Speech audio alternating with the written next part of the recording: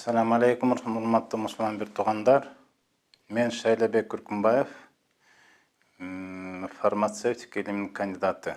Biz bugün bizge kelip bizden darılanıp atkan oğrulardı jönde süйлөшөбүz. Mına oşol oğrulardı men iki gruppaga bölüp sizlerge jetkirip түшүндүктүү кылып айтып берейин dedim. Бул bölgөнүм медициналык терминдер менен. Мындайча айтканда, традиционный медицина дегенден көз карашы менен. Бөлдүк оорулар психосоматика, психосоматического характера деп коет. Бул жана вегетососудистая дистония. Бул вегетососудистая дистония дегенден өзүнчө бөлдүк. Мынакей шишик. Бул миома болушу мүмкүн, опухоль болушу мүмкүн, киста, язва, эрозия болушу мүмкүн, артриттер, бронхиальная астма, гломерулонефрит деген оорулар бар, психикалык оорулар жанагы алкоголизм, кумар ойногон сыяктуу оорулар психосоматического характера дегенге киргиздик. Бул эмнеге? Бул мындайча бөлгөндө медицина сенин ооруң хронический. Бүгүнкү күнү культурный терминмен сенин сом эки сөздөн турат. Сом денеңдин органы психикага байланышкан. А психо деген сөз бул рух деген сөз. Мына ошон үчүн ушуга ыкта бөлдүк. Бул оорулар, бул оору эмес, симптомдор. Бул симптомдор бир эле адамда да болушу мүмкүн. Мына кандай? Бул калтыроо, мындай эстеткан чыйыргат, баш ооруй берет, баш айланат, дем кыстыгат, одышка деп коет. Жүрөктөрү согушунун бузулушу, кан басымынын тез эле көтөрүлүп же түшө бериши, алсыздык, уйкунун бузулушу, невроз, паническая атака деген бул бардык ассортимент симптомдордо эмес, жана бардык толук эле оорулар эмес. Мен кичине түшүнүктүү гана үчүн бөлдүм. Мына бул симптомдорду айтып кетейин. Мен кыскача түшүндүрүш үчүн мындай бир системанын бузулушу. Вегетососудистая дистония деген бул вегетососудистая системанын бузулушу дистония. Мен кыскача гана айтайын, нервная система деген экиге бөлүнөт. Борбордук нервдик бөлүм жана вегетативдик. Вегетативдик нервный бөлүмү экиге бөлүнөт. Мынакей парасимпатический, симпатический. Бул экөөнүн балансы бузулганда мына оорулар, симптомдор пайда болот. Бул кандай? Симпатиялык, симпатический дегени ит түгөрдү. Адам мышцалар иштеш керек, жүрөк тез тогот. Мээдеги даярдыктар пайда болот. Жүрөк тарсылдайт, ал качат. Алсыз турбаш керек. Бул иштегенде анан иттен кутулду. Иттен кутулгандан кийин кайра ордуна келиш үчүн парасимпатикалык нервный система ордуна келтириш керек. Жүрөк ордуна келиш керек, мышцалары кичине эс алыш керек. Мына ушул системанын бузулгандыктан мына ушул оорулар пайда болду, же симптомдор пайда болду деп айтылат. Эми мына ушул оорулар пайда болду. Бул ооруга көнүп калган адатта баарыбызга белгилүү. Сен депрессия алыпсың.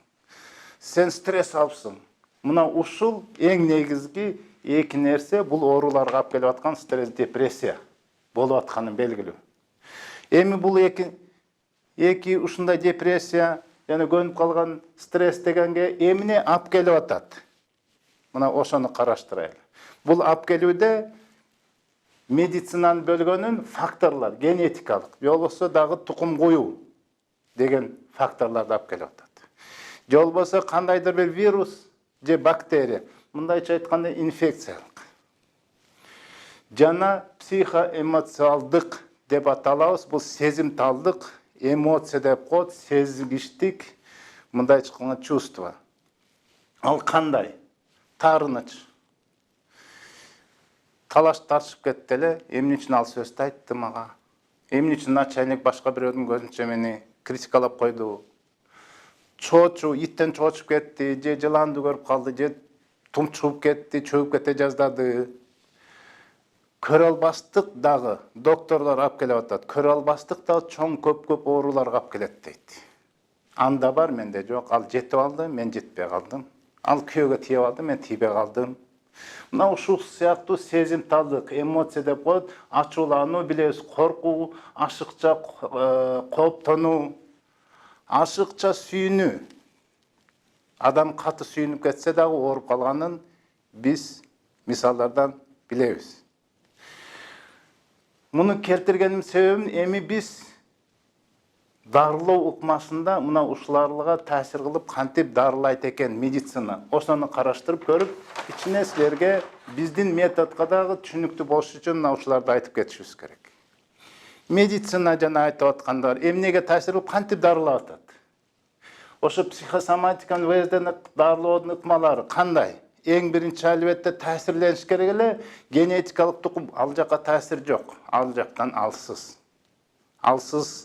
Алсызбыз эмес, алар алсыз. Инфекциялык албетте дары-дармектер, жана вируска каршы дарылар, антибиотиктер албетте ал таасирлейт, бирок ошол эле учурда тескери да таасирлери бар экенин айтып кетишибиз керек. Герпес деген вирусту дарылаган эмес, ал кийин кайра эле пайда болуп атат. Дагы бир таасирлей турган нерсе тамактануу. Мындайча айтканда туура тамактануу. Тамактан эң биринчи зыян бере турган нерселерди алып салышыбыз керек. Тамеки, алкоголь жана харам нерселер. Сокторду, сууду көп ичишибиз керек. Мына мен көрсөтүп кеткендей. Витамини көп тамак аштарды жешибиз керек. Жана ушул сыяктуу бул мүнөздөп тамактануу деген дагы бир таасири бар. Буну да көргүздүк. Бул жөнүндө да өзүнчө тема, өзүнчө сүйлөшөбүз. Таасирленип дагы дарылай турган бул дене тарбия боюнча да айтып кетип атат. Же болбосо жаратылыш менен гармония деп кетишип атат.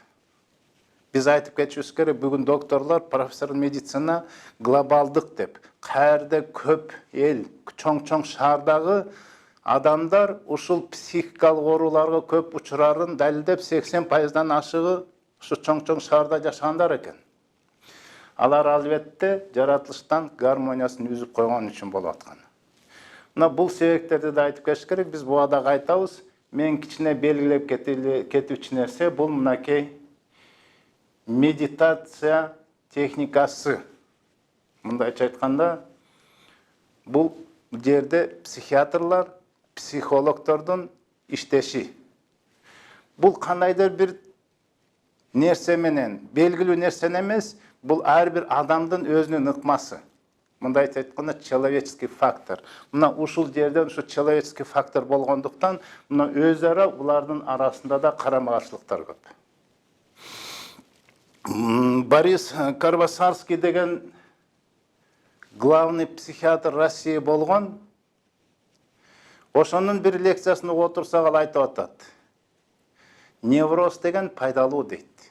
Невроз болгон үчүн адам ошонун денеси оорубайт дейт. Мындайча айтканда, жүрөктүн неврозу, ал ишемия болуп, органикалык жүрөктүн жаман органикалык оорусуна алып келбейт. Невроз, ашказан невроз болду, язва андыга алып келбейт. Кандай бир невроз ал пайдалуу дейт. Ошол учурда невроз деген бул кандай? Симптом бар, бирок ошол жерден себебин таппай атат. Мына биз айтып атабыз, жанагы канча анализден өттүк, канча лабораторияга барып келдим, башым ооруйт, себебин таппай атат. Жүрөгүм ооруйт, себебин таппай атат. Бул жерде себебин таппаган үчүн оору болуп атпайбы? Проблема бар да. Ал панический атага өтүп кетип атат. Бул катастрофа. Адам эми эртең эмне болот деп уже крышасы кетип калып аткандарды байкап атабыз. Психологдор кандай таасир кылып атат? Психологдор көп эксперимент кылып атат. Сынап атат. Биз экспериментке туштар болуп атабыз. Алар мындай природага чыгып көр, болбосо анда физзарядка, болбосо мен айта бер, мен жакшымын, мен жете алам, меники болот, мен дей бер. Же болбосо тетиги тоого барып туруп кыйкыр бугуңду чыгарып ал. Бул эксперимент, бул болбогон нерсе. Бул жерге бул нерсени да кайтарбыз. Бул адамдын bir кандайдыр bir психологдордун йоганы менен туруп bir кандайдыр башка bir адамдын Аллахтын макулугуна сыйынып алууга чейин апарар, булга биз кайтарбыз. Вертебрологдордун айтканы, Олег Шатинский деген вертебролог айтып атат, кайрылбагыла деди эле буларга. Алар дары берүүчүлөрдү өлтүрөт, ар нерсени. Биз бир гана жанагындай омуртка. Мындайча айтканда, Атлант деген bir омуртка таасир кылып эле бардыгын ордуна келтиребиз деп, булар өздөрүнүн бир ыкмасын алып келип атат. Мындайча айтканда, бул жерде түшүнүксүз нерселер көп. Анткени адам өзүнүн ыкмаларын, ар бир врач өзүнүн ыкмасын пайдаланат. Бул жерде мындайча айтканда bir программа жок. Лечение. Албетте ар ким адам өзүнүкүн айтканда көп жаңылыштар болот. Өзгөчө бүгүнкү илим алып аткан медицинада аксап аткан нерселер көп. Мен айтайын деген урматтуу мусулман бир туугандар, биз албетте өзүбүздүн альтернативасы бар. Ошону көргөзөбүз. Мындан кийин ушул ыкмаларга биз кандай таасир кылып, биз силерге 100%, биздин көргөзгөн методду аткатарсызбы, 100% сакая турган биздин өзүбүздүн методубузду айтып беребиз силерге. Албетте ал эмкиде жолугушууда. Биздин сайтыбызга киргиле, кандай бир сунушуңар болсо, же бир кандайдыр бир өзүңөрдүн айта турган нерсеңер болсо айткыла, биз даярбыз. Эмки жолугушканча саламатта тургула. Ассаламу алейкум.